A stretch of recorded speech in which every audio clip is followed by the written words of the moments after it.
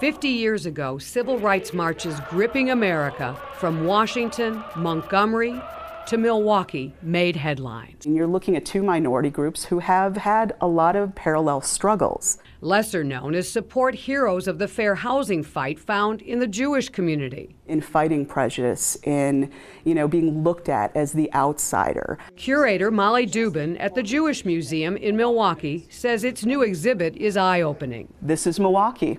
This is Dr. Jay Larkey. Dr. Larkey raised money for the cause and provided first aid for marchers. I learned a lot. Even you? Even me. That's right. And it just shows you're never too old to learn. Museum board member and former head of Milwaukee's Urban League, Ralph Hallman, points out a tribute to the security provided by Milwaukee's Youth Council commandos. Someone had to give the marchers and Father Grappi and Belle Phillips, kind of the peace of mind to have the courage to continue to do the things that they did for over 200 nights.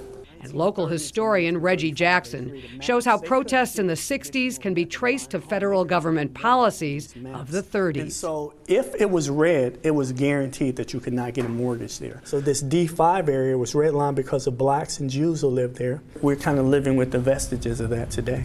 The museum hopes powerful images of the past inspire us all in the present. And we have this great image, and it's such a poignant, resonant image that just captures this, feeling of coming together.